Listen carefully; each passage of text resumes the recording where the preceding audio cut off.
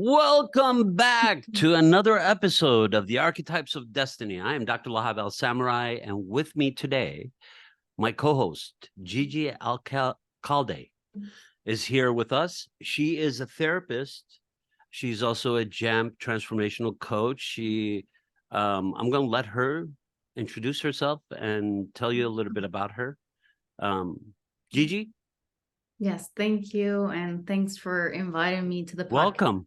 Yeah. As you said, I'm a mental health counselor and registered dietitian, also a JAM coach, trained with you about, I think, almost 3 years ago now. And I have a private practice based in Seattle, called Embody Nutrition and Integrated Therapies. And I've been working mostly with eating disorder population, disorder eating, that kind of spectrum for some years. And that's kind of the specialty that I've developed. But I also work with general mental health and general nutrition counseling, medical nutrition therapy. And also my practice is very focused in mindfulness practices like self-compassion, meditation, yoga. So those are services that I also offer to clients. Well, that's a lot. That's pretty impressive. I know that you work with disorders like eating with what we call a love disorder, basically. Mm-hmm. I think we came up with that term to describe it instead of an eating disorder, because it's about feeling better about oneself. It's about calming oneself down. It's about, do you want to talk a little bit about how you use JAMP with that and how you've seen it improve their situation? How you want to talk a little bit about that? Sure. Yes. So, well, something that was very clear from the beginning with, of course, eating disorders and working with eating disorders and individuals who have a difficult relationship with food, their bodies, is that there seems to be an underlying trauma or traumatic experiences that for which that relationship with food or relationship with their bodies kind of come to be, right? So I see eating disorders as functional, like they have a survival mechanism for clients to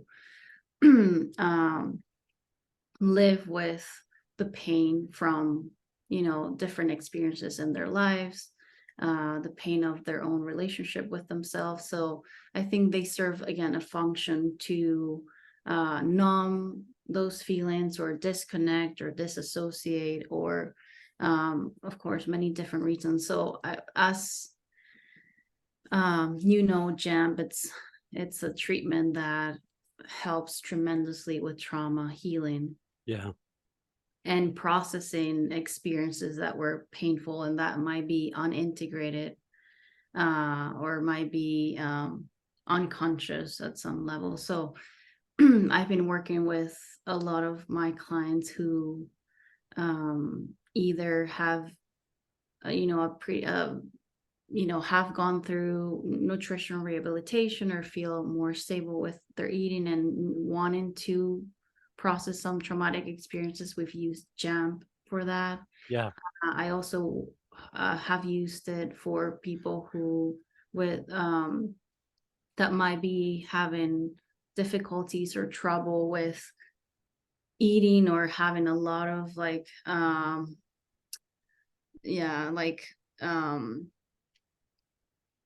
hesitations, or they're not quite yet there to start giving that an opportunity. So JAMP actually helps to calm that fear or anxiety about eating, or and so kind of prepping them for that process. It's also for that. But overall, I think it's been really successful in helping individuals heal those traumas again. And once we see that, once those experiences are integrated in most people, I see an improvement with their relationship with food, their relationship with their body, because again, the eating disorder does not have a functionality anymore once those traumatic experiences are Processed. processed, Yeah. healed. Yeah. Yeah. Yeah. I think it's incredible work that you do. It's because it's a field that basically the treatment hasn't changed for the past 120 years. So treating the traumas in the body Right. and helping us psychologically be able to integrate those splintered off, those disconnected feeling states. They're fragments of feeling states: anger, fear, anxiety, disgust, irritation, sadness, loneliness, and the way they start to ravage the body. Yes. Right? So it's a psychological process that's ravaging, and then there is the physical process of ravaging, either denying one's nutrition or denying one's ability to intake, to control their intake, or to overcome it by overstimulation and over intake. Right. But it doesn't matter what it is. They're both two ends of the poles, and they're extremes. Yes. So one is extreme and the other is extreme. The question is, where's the balance? So we're hoping with treatment is to bring balance back. That's what we do with all of our clients with who that we're working with, especially in trauma. The first thing is to bring back balance.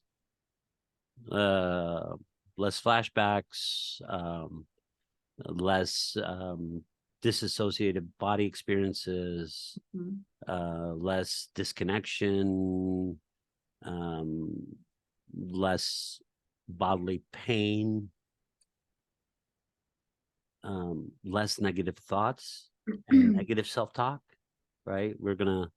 We're planning to talk about the body keeps the score today with Gigi, and we wanted to talk about how the body keeps the score, but also how you could get treatment for the score, where the body will give up the score to somebody else. It will not be the scorekeeper anymore. It doesn't need to be. By healing the trauma, we heal the body and mind, and they are one, right? Brain, heart, heart, brain, brain, heart. So we have two mechanisms that basically act like two internal combustion engines for us, the brain and our heart, and they send messages, energy, blood back and forth to each other. They reinforce. So you actually have two centers that reinforce you. Runners know this very well because those two centers have to be in sync. Otherwise, you collapse. You can't finish the run. The brain has to constantly ask the heart to do things. The heart has to ask the brain to do things. So this is how it works. Right. So let's talk a little bit about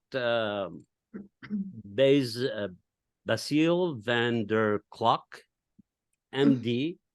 The body keeps the score of brain, mind, and body in the healing of trauma.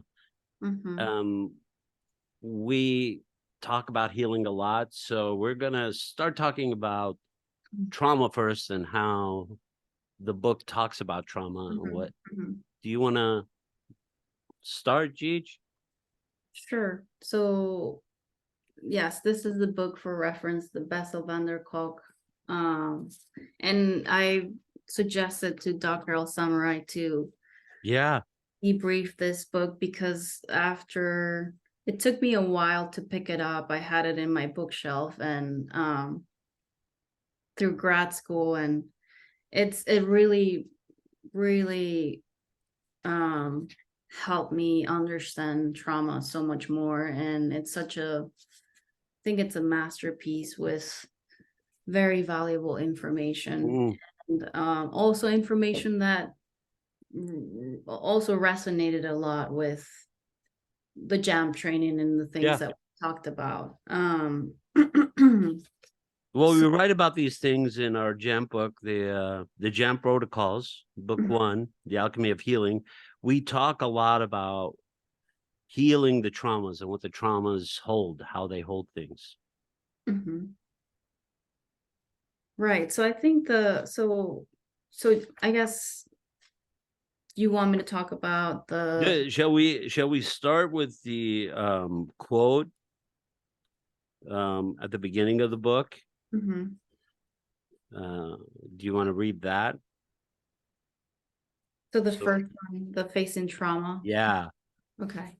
So one does not have to be a combat soldier or visit a refugee camp in Syria or the Congo to encounter trauma. Trauma happens to us, our friends, our families, and our neighbors. Research by the Centers for Disease and Control Prevention has shown that 1 in 5 Americans was sexually molested as a child. 1 in 4 was beaten by a parent to the point of a mark being left in the body. And 1 in 3 couples engages in physical violence. A quarter of us grew up with alcoholic relatives, and 1 out of 8 witnessed their mother being bitten or hit.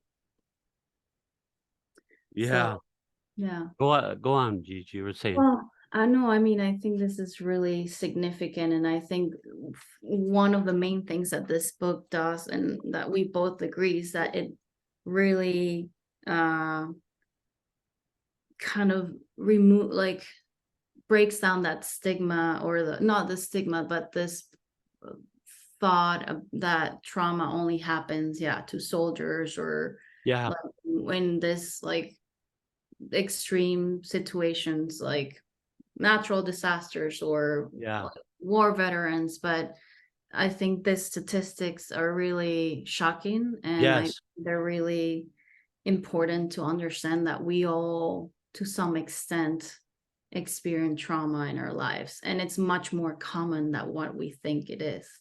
Yeah. So one of 1 in 5 Americans was sexually molested as a child. Stunning. Yeah.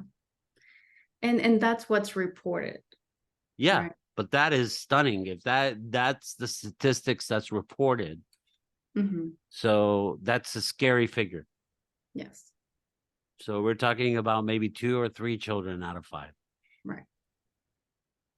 The other one is that 1 in 3 couples engage in physical violence. 1 in 3. That's stunning. And that's when you say that's what's reported. Mm-hmm. The other one is that a quarter of us grew up with alcoholic relatives. So a lot of people who've been traumatized. Yeah. And who are taking care of self through Mm-hmm. substance or through other means, are raising these kids. Right? Right. Right. So even if they don't go through these other traumas, Mhm. they grow up with people who are traumatized. Right. Yes, that's a great point, that we're not only talking about the people who undergo the trauma, the Yeah. trauma survivors, but we're Yeah. also the whoever inflicted the trauma. It's Exactly. possibly also traumatized. So Absolutely. Yeah.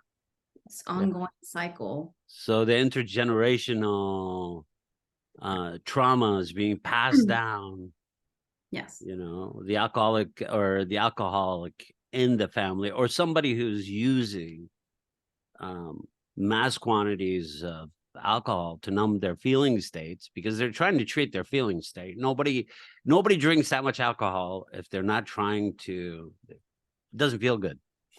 Right. It takes a lot out of you. It makes you feel old and tired and angry and irritated. So why are you doing that? Because it numbs you, and that means you have vast amounts of pain that you need numbed all the time. And what the body keeps the score is the body becomes addicted to the liquid because it has so much sugar in it, because of its effects, and therefore the withdrawal becomes much more difficult. So the body's traumatized by it also. Right. Right. Yeah. What's scary is that it's rationalized to be okay that we're in pain, and it's not okay. You don't have to be in pain. Right? I think this is what we emphasize with JAMP.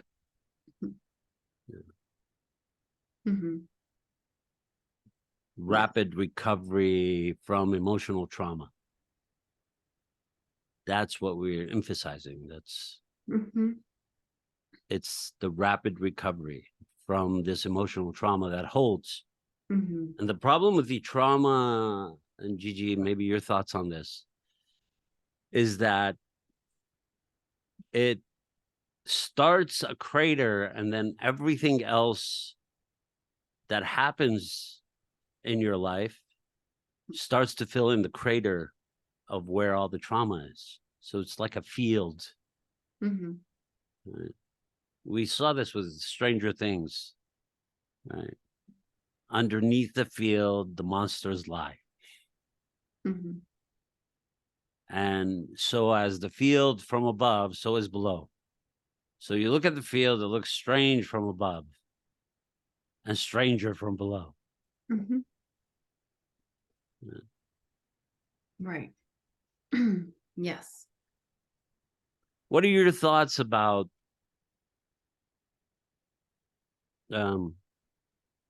your experiences with people coming in and talking about trauma? What is holding them back mostly? What I think we were talking about this earlier. I thought it was very interesting. Well, I mean, I think one thing I wanted to reference from the book in the first chapter is that idea that, you know, talking it's not enough, right? Yeah. Why is that? Well, because of that, in my understanding, it's because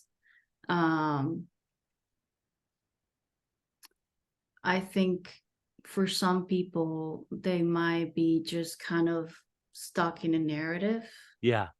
You know, and like not necessarily finding resolution. Yeah. The dissociated parts of the trauma are not connected to the narrative. Therefore, the narrative is incomplete. Exactly. Yes. That's why they keep telling the story over and over again. Did I tell you what happened to me? Did I tell you what happened to me? Did I tell you what happened to me? Okay, so why isn't it like, you know, as we talk in the first book, JAMP and the resolution of the glitch, why do we keep going back to that point? Because what the glitch has is holes. Yes. Right. It's not filled. So the narrative is missing pieces, emotional pieces, feeling states. Yeah. It's also missing those feeling states. Also, there's images that are missing. And so the narrative is the piece of the story I can recollect. I could bring back. So what happens in psychotherapy is that you keep going through the narrative, and the narrative is like a circle. You keep going through it, keep going through it. I usually use the term of rolling the stone up the hill, and then as you reach 50 minutes, it rolls back down the hill, and you go chasing it. And then you say to the person, hey, see you next week. I'm sorry we had to cut this short. Yes. Right. Yeah, that's a great point, that just through talk therapy, we might not be able to access those unintegrated parts or aspects of the trauma that might be, like, again, people might be very disassociated from, or might be just lying on the unconscious.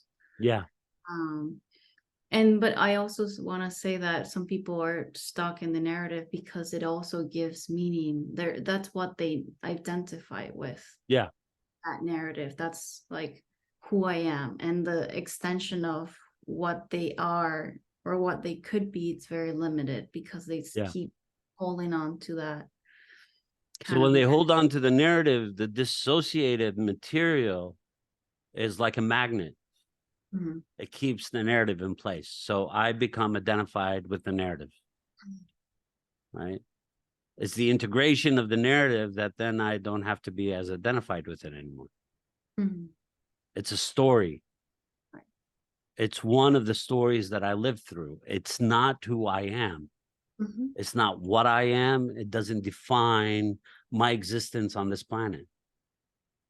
Yeah? Right. So, yeah. So these are the different states that hold us in the trauma. Mhm. So one is identifying with the narrative. Right. Right. Hmm. So these are ways that we start to, my trauma becomes my story becomes who I am. Who I am is my trauma. Mhm. Well, that's dangerous Right. because basically what you're saying is that you are a piece of fracture that's incomplete Mhm. and missing a lot of pieces, Mhm. right? And so the treatment JAMP, Jungian Advanced Motor Processing, is to rapid recovery from Mhm. emotional trauma. It's the treatment to move that. Right. we want the stone to get over the mountain and Right. roll down the other side Yes. at the end of the session. That's why Mhm. the session is 90 minutes. That's why 60 minutes are devoted to the treatment, and then 30 minutes are to the meditation to reintegrate them, basically to reintegrate those pieces that have splintered off, that Mhm. have come through during the treatment Right. to be integrated. Yes. Yeah. So, but I want to make the point, and Yeah. I'm not sure if you've talked about more in depth about like what JAMP entails, like the whole treatment and Yeah. why it's so effective in the work that we do with integrating traumas. Because again, we're not just talking about the experience, but in those 90 minutes of time, we are using prolonged bilateral stimulation, both visual and auditory, that's helping, and that's where I feel like there's something more that we need than just talking about it. Yeah, Correct. like the movement, this technology helps. And I guess the theory is that we're bridging that gap between the emotional brain and the rational brain, Yeah. so that we can make sense of those experiences. And I think that's the theory, or recreating that REM eye movement, Yeah. that it's ideally, or the theories that it's helping store those memories into the places in the brain where they can be integrated. Yeah. But it's also, I think, and I always told you this, the affirmations of I am are so Yes. valuable in helping people reconnect to their core self, their true authentic self, and from that place understand what happened to them, and see it as, again, an external or a narrative that's just part of their experience. It's not the totality of who they are, right? So I really love the affirmations. I am not afraid. I am safe. I am protected. I I am am loved.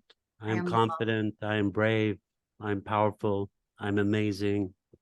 I think that was early on what we noticed as we started. Gigi was with me when we started actually putting the theory together Mhm. and understanding the ins and outs of how this theory works.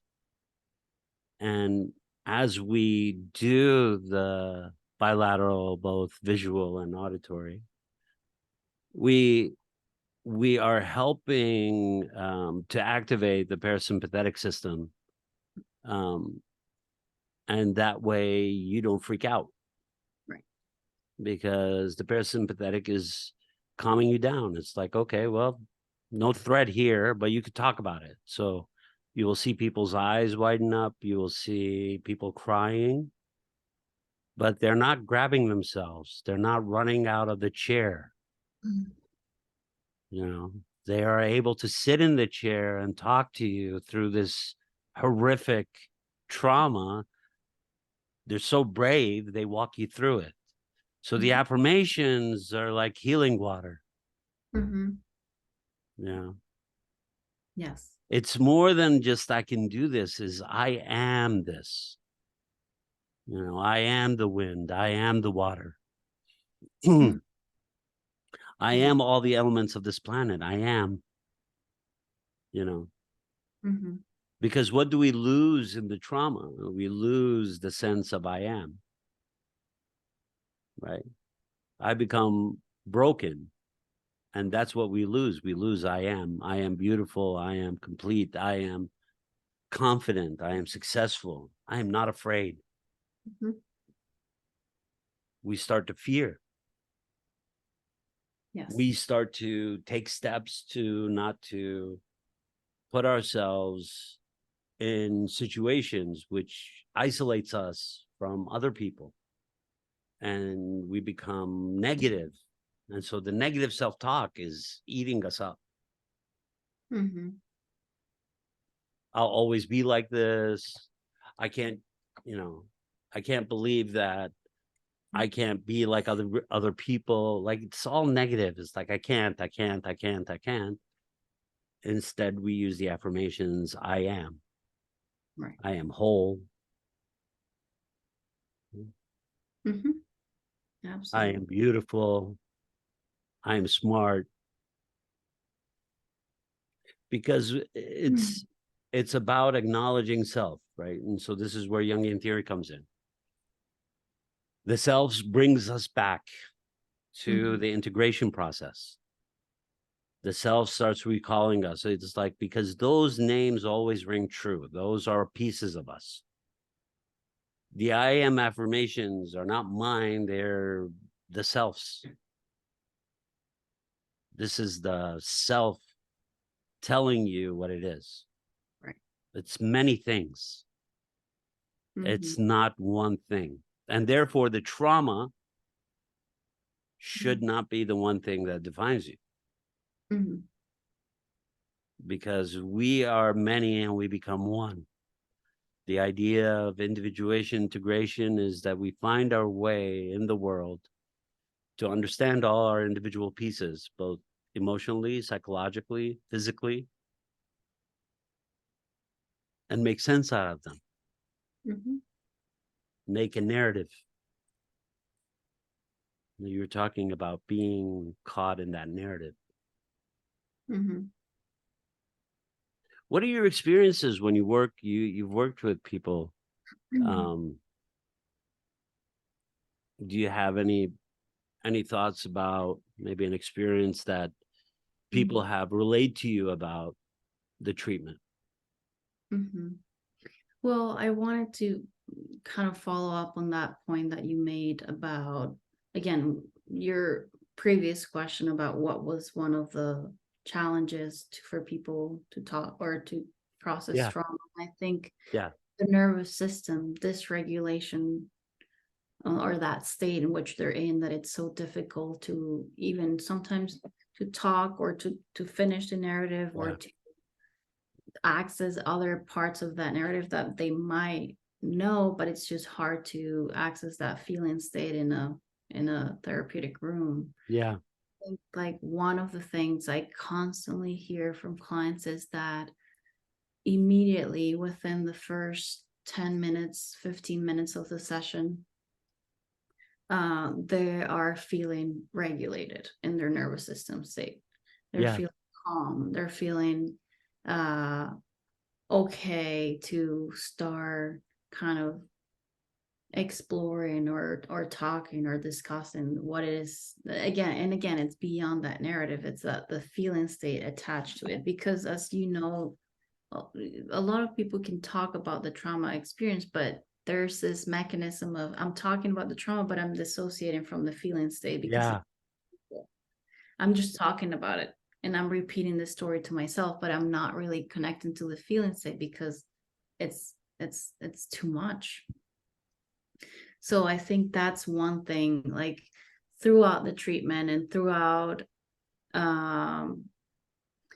like, of course, right after 90 minutes, what I hear, it's, I'm feeling very calm. I'm feeling very, balanced and regulated. I think that, and just to give someone that gift of feeling that way for, again, it's kind of like a break, because again, a lot of the people I work with are very anxious or have a lot of post-traumatic stress symptoms, or are And carry a lot of pain in their bodies. carry pain in their bodies. Yes. And it's a way to help them with their pain. Mhm. Yeah. Yeah. So that's one thing. The other thing that we mentioned a lot of affirmations, but we didn't mention the body affirmations, which is, Yes. I am present in my body. I am safe in my body. I am whole in my body. So all, like, again, we're not only calming the nervous system down, but with Yeah. the body affirmations. And that's why I think JAMP, it's a body focused therapy, Yeah. or, you know, As much as a somatic therapy as it is a psychic therapy. right. It's It because we're treats also, both. right, helping people come back to their bodies in a regulated nervous system state. Yeah. Right. So that, again, I'm not dissociating from when I'm telling the story and I'm with that feeling. Yeah. I'm right here, but the technology's helping me to feel Yeah. safe enough in my body to experience that Yeah. trauma that's held in the body, because that's the other thing, right? It's Yeah. not only a cognitive narrative, it's that the trauma, it's in the body. Yeah. And it's in the nervous system too. Yeah. Well, it's being held in a way, the trauma, the dissociated material is being held. Like we said, there's a magnet. It's almost like two axes, right? So one axis is the narrative, and the other axis is the disassociated, disconnected pieces of feeling states, right? It could also be images. It could also be sounds. It could also be smells, right? Yeah. So it could be several different things. It will also be taste, right? All of these things can be disassociated. So what happens is, like, for example, if you were at a fair and you were having a sugary drink, like a Slurpee, and you saw a trauma, and now you can't have sugary drinks anymore. Anything that's too sweet is going to trigger you. But you've forgotten why. Because you dropped that Slurpee right away. So it couldn't have been because I was not drinking it anymore, but the taste is in your mouth. So when the event happens, right, everything basically starts to no longer be held. The prefrontal cortex does not input it anymore. It doesn't reach it. Right. The amygdala kicks in and says, this is about life and death. This information is for me. Right. This is not for you. So the emotional center starts to operate. And through the emotional center, it starts to pull in this material. So the prefrontal cortex is not, it's not going through the logic center. It's not making any sense. So when you see somebody in a trauma or after a trauma, well, what did you see? They'll say, I was in shock. Right? So the prefrontal cortex is not operating. So the shock response is coming from where? It's coming from the emotional center. Too much, too much, too much. Yeah. And sometimes what breaks it is a sound, like somebody screaming or somebody yelling, and suddenly a lot of people start running People who were frozen in time, suddenly now it's like, oh. So then the screaming is also becomes part of the mechanism. But you don't know, maybe it's a faraway scream. So a loud scream is not going to trigger you. But something that you hear like a scream that's coming from far away is going to be your trigger. So most people are not going to be able to identify the scream. They're going, I'm not afraid of screaming. I don't get triggered by screaming. But they've forgotten that this is a faraway scream. This is not up close and somebody yelling. That's not a trigger. The other one is. And so there's a nuance about the triggering mechanisms that we have. And so people will sit there and try to categorize all their triggers. The problem is categorizing your triggers, you still get triggered, and it's all in hindsight that you recognize the trigger. So in psychotherapy, you can sit there and say, yeah, I figured out a day after what triggered me. The treatment, Jungian advanced motor processing, deactivates the triggers because it reintegrates the emotional shards of feeling states back into the original narrative, the story. The images first. So it reconnects to the images now. So think about it. So the trauma occurs, and what you have is an old black and white movie that's cut off. Like you'll see like a couple of reels, and then it'll like spin out, like burn up. That's all I remember. Okay, so now we have this lab where we could restore all the original prints, and we could make it color. We could give it sound. Now we play the movie, and it has horrific sounds and colors, and now I've seen it. It no longer is running in my head 3 reels, and I couldn't tell you exactly what those reels are. I could tell you this happened, but I can't tell you how it happened or where it happened. Or now I could feel at least the feeling state when I was there. Was I scared? Was I hungry? Was I angry? Was I tasting something bitter, sweet? Was I smelling something bad? Or even beautiful? Or even disgusting? Right? That's why we have these visceral reactions when we're triggered, because the body has feeling states that are disassociated from it. So it's not just the image, the body's feeling states are disassociated. Those feeling states need to come back. Right? Because what if you were excited when you were traumatized? Does that mean you were asking for it? Does that mean you wanted to be traumatized? No. The body can get excited and you could get traumatized. You know, you're playing in a pool. The sun, the air, you're jumping up and down. And then you watch somebody drown. That day goes to crap very quickly. Right, G? So all of those things. So now you smell the coconut oil that people are using to for sun lotion. You can smell the cream, the sun cream. You could hear the whistle. You're hearing the sounds of the splashing water. You're hearing the mumblings and yelling of people. Right?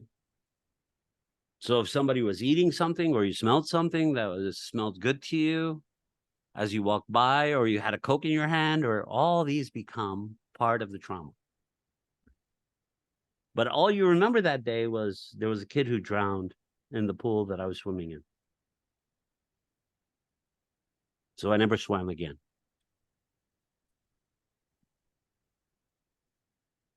Yeah. Yeah. So it's a kind of like a whole body experience, right? Like, or that information is that we're intaking, it's associated with the trauma, and it's triggered in our response, not only in the brain, but also in the body. Yes. Yeah. So you disassociate things from the mind and the body because they're one, right? But what happens is that as we understand from the science, is that the body holds on to that missing piece like a magnet and wants it back. It's missing. So when you're triggered, that piece is activated. So the body will start hurting. So if there's fear, the stomach your gut will start hurting you. Like you go to the bathroom, right? Because fear keeps you from holding anything, destabilizes you. Right. Right. And your softest part is your stomach.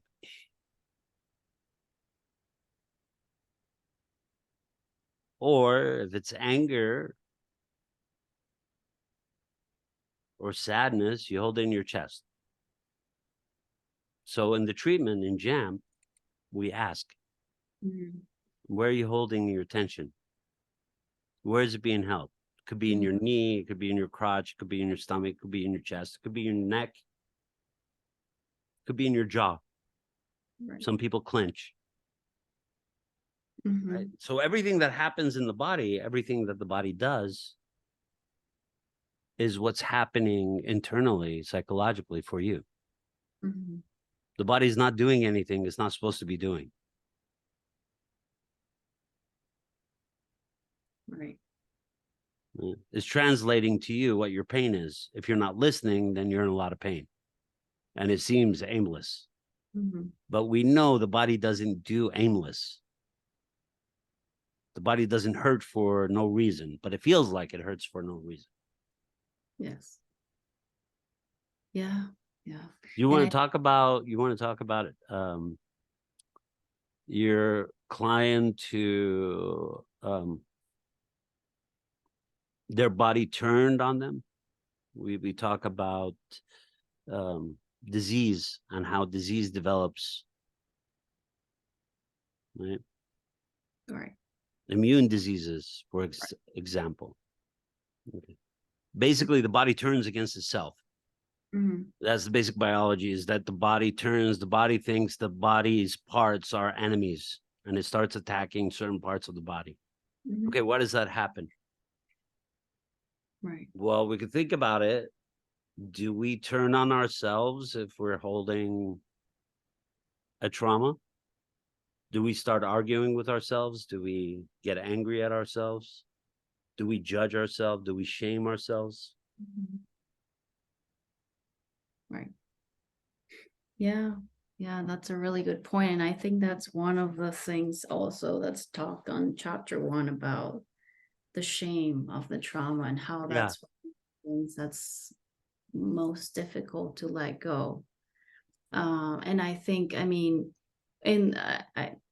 I'll speak to my client, but yes, a client with an autoimmune disease, and how again, the association is, again, a lot of trauma in early childhood and through developmental years, and a lot of what I understand, and even more with time, is how the child blames himself or herself, right? Yeah. Like, so that, like, this happened because of me, or I must have done something wrong, or I'm, broken somehow, or I'm not worthy enough and of the, love or care, or So I think there's a lot of self-loathing that happens, and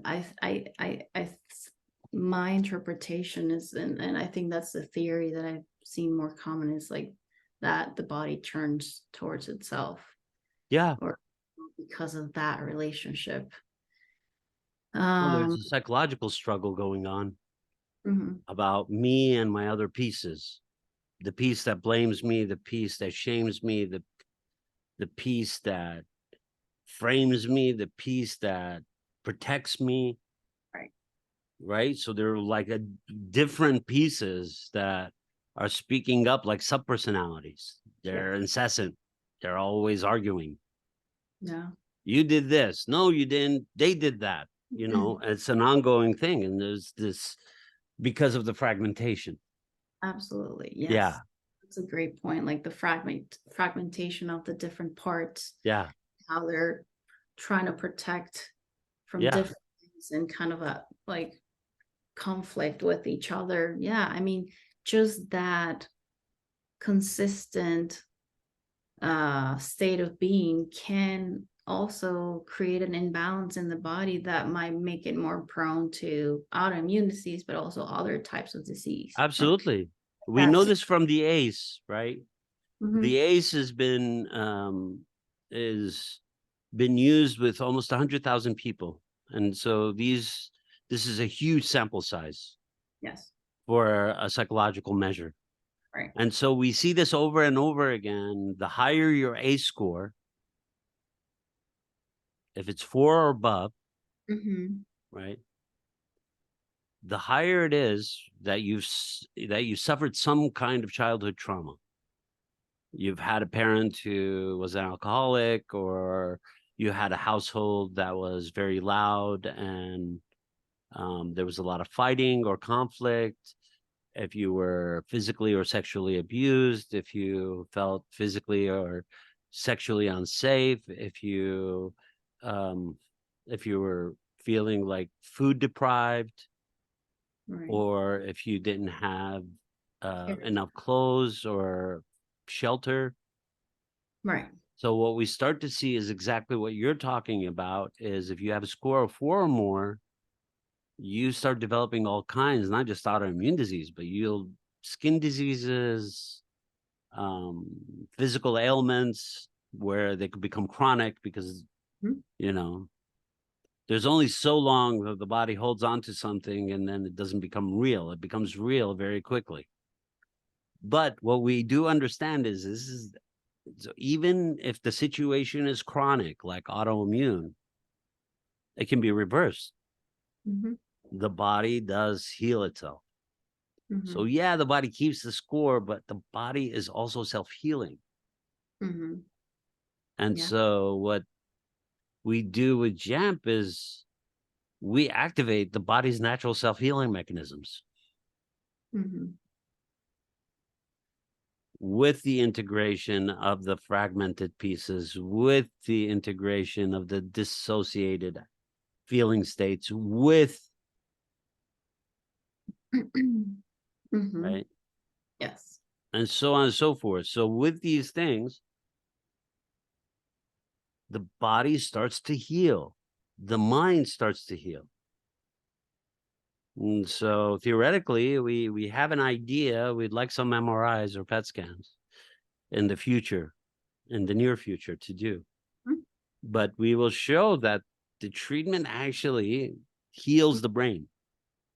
We know this theoretically. We also know it from scientific papers that if you have a traumatized brain and you're doing this treatment, our treatment, because I have some measure of experience with working with people who've had damage. So for instance, concussion,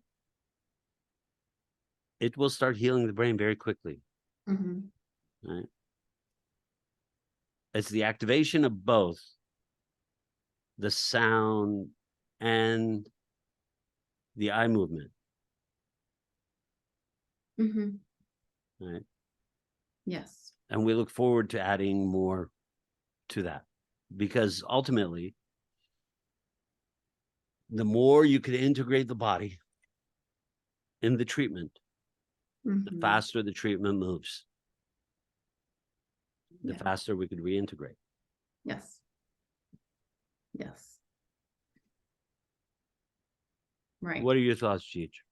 Yeah, well, I'm thinking about, I just wanted to kind of bring up, and again, I'm not sure how much you've talked about the whole process of JAMP and like the therapeutic kind of intervention, but we do use the ACE score as a pre-test, right? The adverse Yeah. childhood experiences. So that gives us some idea of how much trauma this person has endured in their early lives, which we know it's one of the most difficult and challenging to heal. So how many sessions that would require, like it helps us to kind of like have an estimation of like The statistical measure, yeah, right. with the PTCI and the somatic scale. Right. So that's the other 2 points. Yeah. Like, so the ACE score helps us to better understand the client, and also how much how much the trauma has extended into their bodies to how other comorbidities that are showing up with the mental health or the trauma. Like it helps explain a little bit, in having this really valuable study in that context and data to better understand clients. But also we have the somatic scale, which we're checking weekly, right? Especially for clients who have live with chronic pain or have a lot of stress in the body. We are measuring how many symptoms, or how physical symptoms are showing up for that person throughout the treatment. Yeah. Which I think it's really valuable to keep that, again, integration of the body. And then we have the PTCI, the post-traumatic cognitive inventory, that actually Dr. Van der Kolk talks in the book too, as a really good measurement for post-traumatic stress. Oh, really? Good. Yeah, we think it's a very important measure. Yes. Yeah. You're outlining our publication that's coming out. Yes. We just published it with the Journal of Brain and Behavioral Science. This is our third publication. This one is what Gigi is describing, is our research study. Yes. With certain clients who volunteered for the research study, and it doesn't identify anybody. It doesn't identify gender. We don't identify age or gender. We identify them by a number of sessions and severity of symptomology. So the symptomology would be in the ACE. So if it's a 4 or more score, then you can see how they have suffered from trauma, how severe the trauma was, how early on it was. So the different sizes of trauma, right? Not every size of trauma is the same. Yet the effect of it is devastating, all the same. Whether the trauma was the same or not is a different issue. The effect of the trauma is devastating. The long-term effects of the trauma will keep seeping through you. It's like a poison. Yes. It has to be worked through. You can't run away from it. Right. You can't pretend it's not there or doesn't exist. Unfortunately, I would like to say, yeah, that philosophy worked. It didn't work for me. So I know it doesn't work for my clients either. So that's something. And if we have a treatment, right, Gigi? If we have a treatment for this kind of pain, which a huge part of our society carries, the global society, as a race of humans on this planet,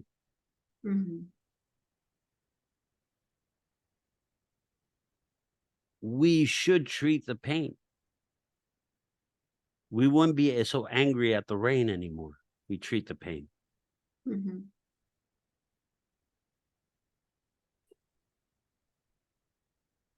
Yeah. Yeah, absolutely. Well, we have um we have reached our time for today. We will be back next week Mhm. to cover more of the body keeps the score and kind of talk about Jungian advanced motor processing and rapid recovery from emotional trauma, how that works, and how the description of what happens to us and the understanding of how it's resolved. How can we balance the two? How is it resolved? Let's understand how it manifests itself and how it grows and how we move that into a digestible narrative, something that we could file away. Mhm. We don't have to keep running that 3-reel black and white over and over again, that Yeah. silent movie in our heads. Yeah. There's hope and there's help. There's Right. hope and help. Yeah. Mm. Yeah. So with that, in the description, if you guys want to check Gigi and her practice, that will be in the description for the podcast and the Zoomcast. Okay. We will see you next week for the Archetypes of Destiny. We'll talk soon. Gigi, you want to say goodbye to everybody? Yes. Thank you so much. I really appreciate it and enjoy the talk. Okay, great. Well, we'll see you next week.